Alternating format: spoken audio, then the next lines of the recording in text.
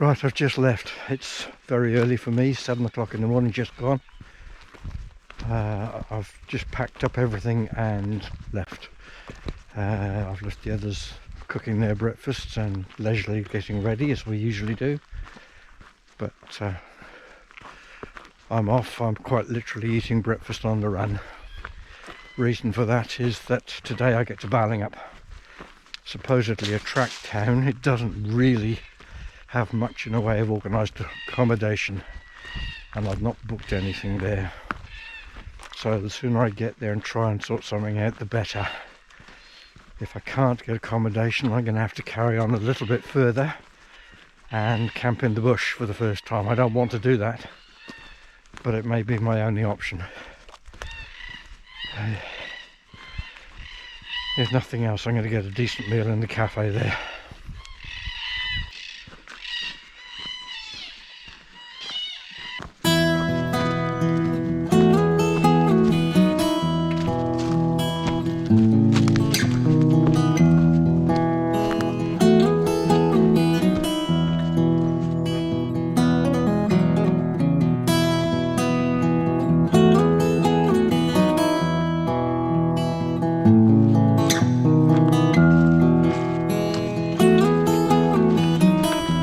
I'm going well, in fact considerably better than expected. I'm 6.7 k's into the journey and considerably further ahead than I thought it was. I obviously misread some of the signs back in the forest, and I've hit the Grimwade Road. So it's time for a break, and it's what's become as a bit of a tradition. For my second breakfast, time for Snickers.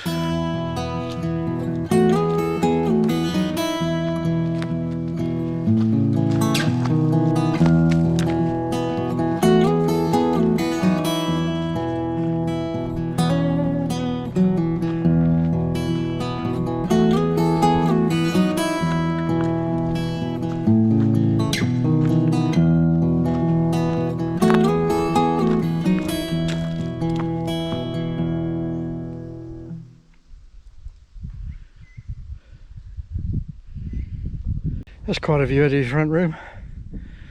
I'm exactly halfway. I've just stopped, tidied up, had a drink, a bit of a rest. Time to get on. I believe the cafe in Ballingup closes at 2, so if I'm to get anything like a decent meal today, I've got to get there.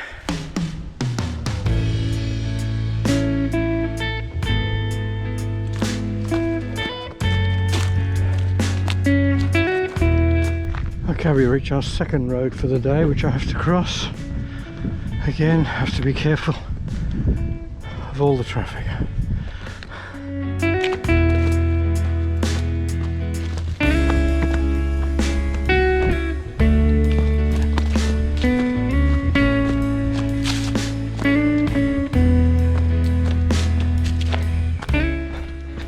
We're getting near to Ballingup.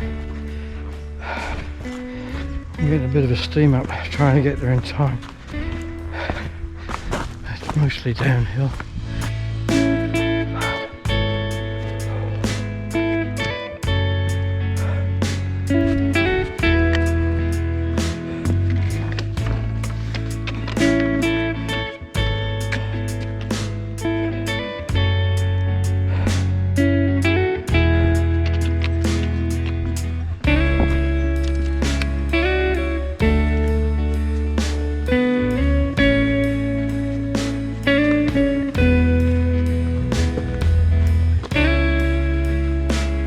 Ballingup Main Street. I'm 100 metres away and I can smell the bakery. I'll pop into the tourist bureau first though, sign in, get a box and see if I can arrange some accommodation. That could be a bit hit and miss, I'm afraid. I reached Ballingup at around 1:30 and thoroughly enjoyed a freshly toasted sandwich. Then, after picking up the supply box Jill and I had dropped off the previous weekend, successfully arranged for bed and breakfast with Ray and Julie at the Oakfield Guest House. It was a luxury to be between clean sheets again, even if it was only for one night.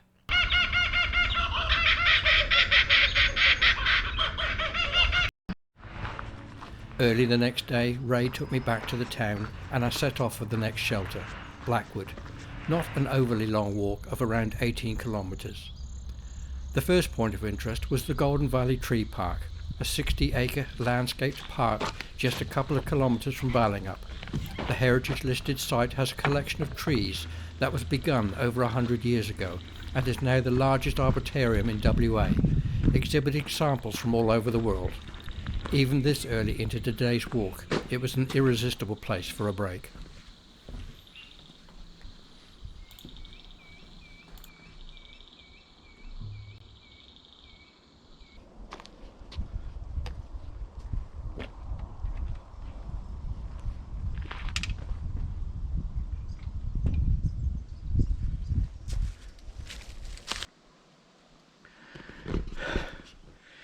Nearly at the top. Interesting sign at the top, Old Padbury Hill Road, built by convicts apparently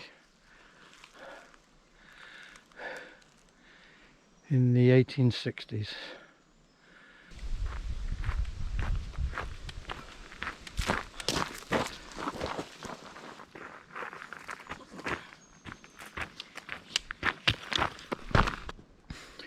This is a bit confusing. The trail, the Bibbulmun Track, has joined another trail, the Green Bushes Loop Trail. And that's all very well, but their signs are very similar. So we've got to make sure we're following woggles, not parrots. The Bibbulmun Track is great. It's over 1,000 kilometres long and it provides you with huts and water and good signage. One thing it doesn't provide you with is benches to sit on. Which is good, because when you join other tracks, such as the Greenfields Loop Track, they do.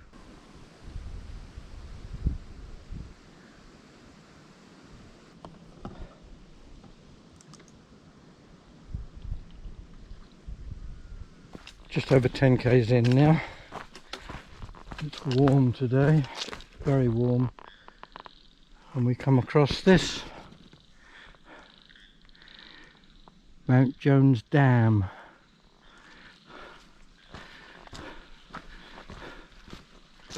It's very picturesque. Looks somewhat inviting too, to be honest with you, but I won't be doing that.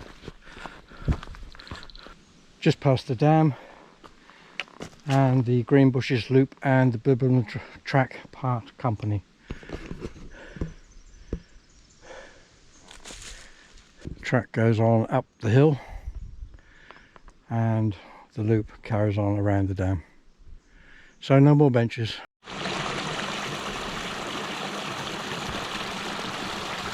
There's a good view of where I've just come from. I exited the forest up where that house is at the top of that red road.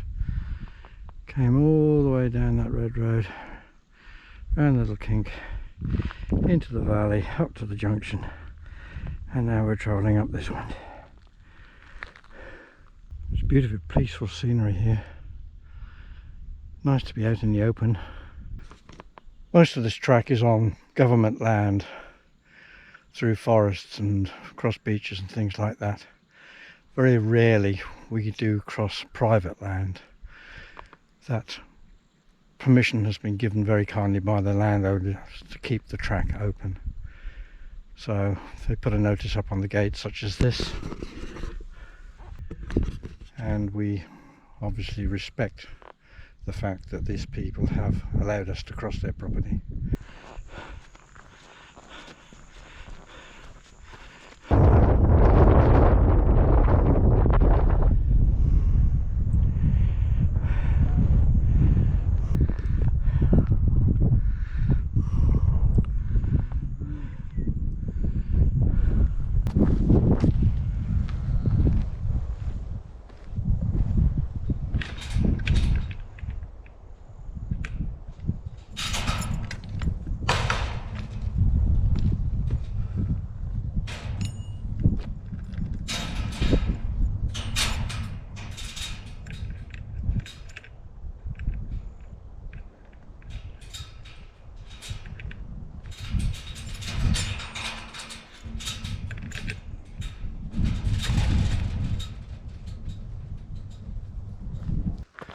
Well, after fighting my way through the field and the cows, as predicted, I've entered the pine plantation.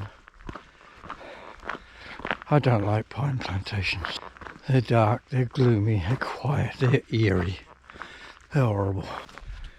Within 500 metres of the camp, Blackwood it's called, and apparently well known for being overrun with mice. I'm expecting to see Jeanette tonight. She was one nighting at Ballingup and coming on supposedly today. Jodie, however, was two nighting at Ballingup, and therefore we will not see her again. Be interesting to see if anybody else is there. We'll find out in about 10 minutes. Wild place in a nor'wester. Oh yeah. Jeanette was indeed at the hut, and we were later joined by a northbound hiker. Blackwood Shelter is sited high on a hillside with outstanding views across a valley. Unfortunately, being alongside a pine plantation, no fires are allowed.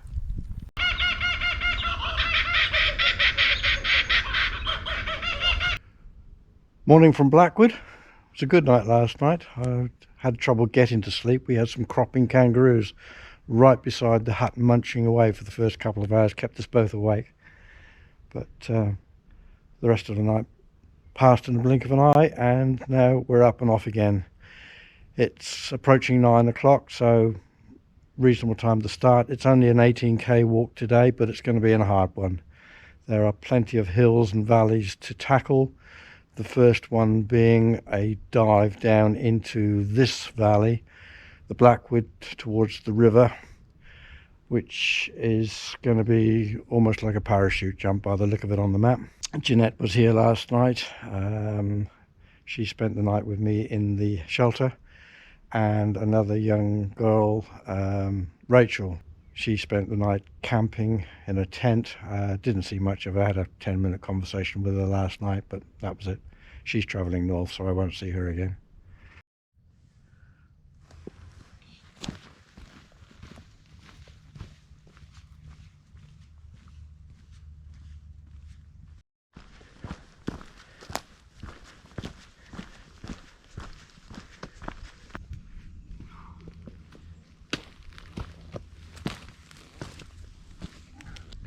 I did suggest it would be a bit like a parachute drop.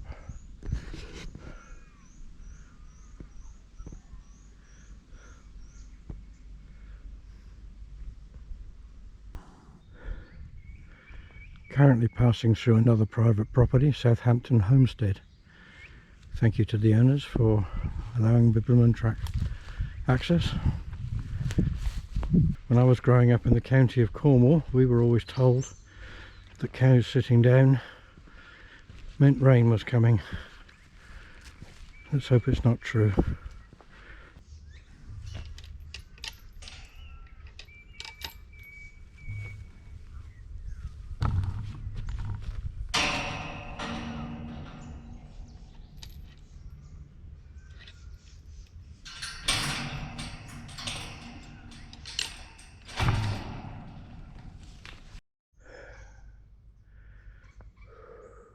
Thankfully I don't have to wade through the river. There's a very convenient traffic bridge for me to cross on, which is much more civilised. Now they tell me not to dawdle on the bridge because it's very busy with traffic.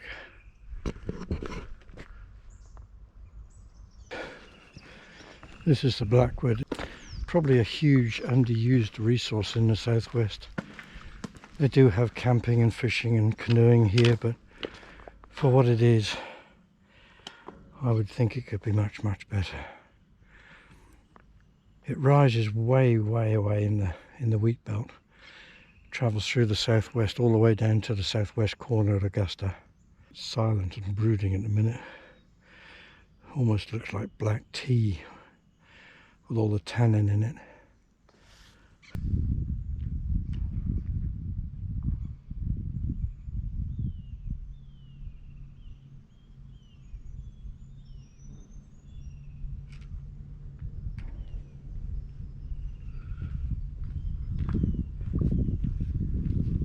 Right, having fought my way through all the traffic on the bridge, we now turn left and carry along down the banks of the river.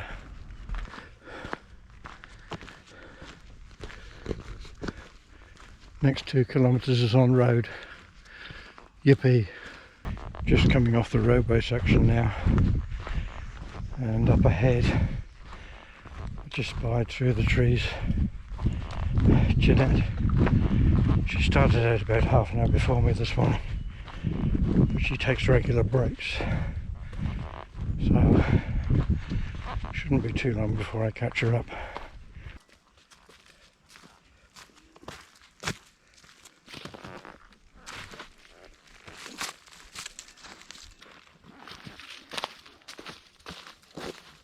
Been walking flat and level for the last couple of k's, easy walking along a old railway embankment. Not much left to tell you that, but then all of a sudden this pops out of the bush. Makes me wonder how long it's been here. Just a random piece of railway line left behind. Odd.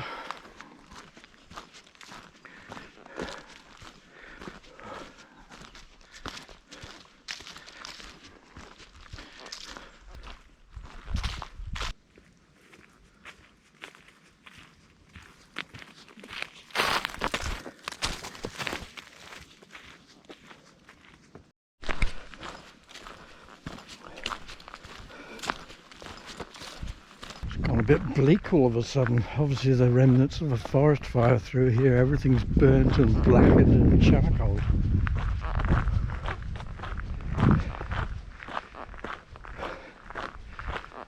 Walking's become a little bit harder. The sun has come out. Up until half an hour ago we had good cloud cover and a very watery sun, which is perfect. But now the sun has come breaking through and the temperature has gone up dramatically. I'm on the approach to the next campsite. It's just at the bottom of this hill. Gregory Brook. 18 k's today. Started out fine. Just got hotter and hotter. And quite frankly, I'm glad I'm finishing. Even though the sun's not fully out. Jeanette's behind me. I overtook her some time ago. Don't expect her to get into the camp for hour and a half maybe. So possibly for a while I'll have the place to myself.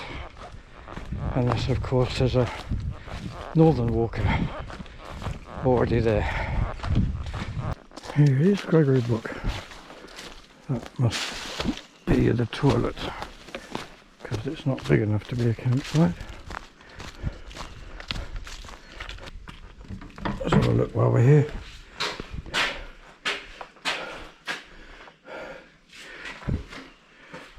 Very limited loo roll. Just remember that. And the shelter's over here.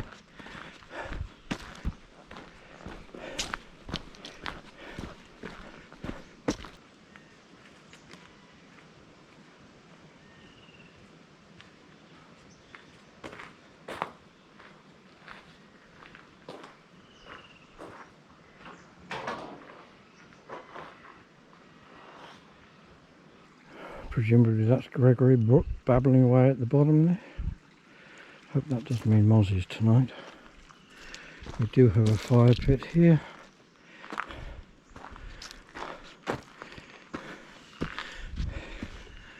And a split level seating system.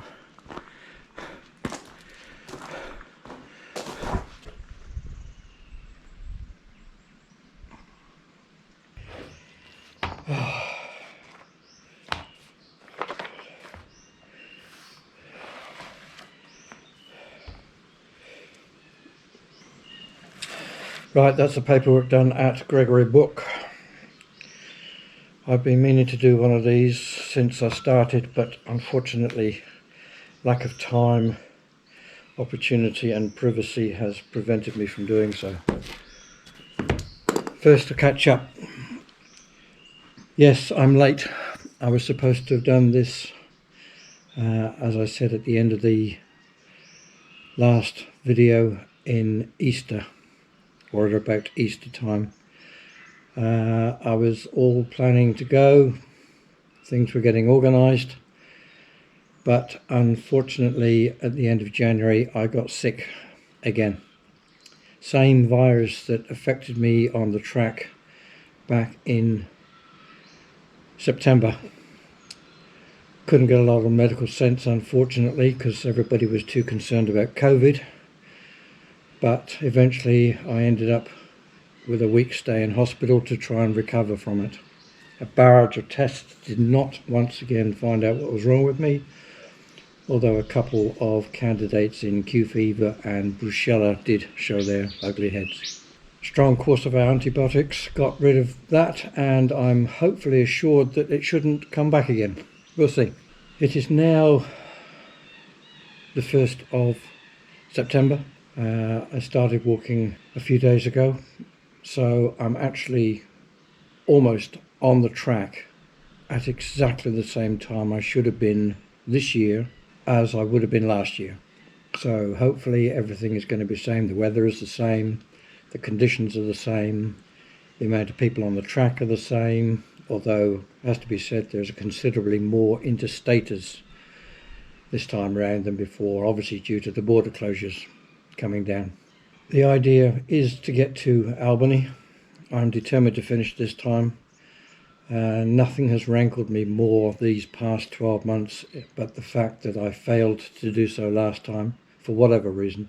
Quite frankly, it's more of a pain in the bum explaining to everybody why I didn't do it as to why I did. So this time round I am determined to finish, come what may. Due to finish in the last weekend of this month, September, so 4 weeks time. There are some alterations this time round.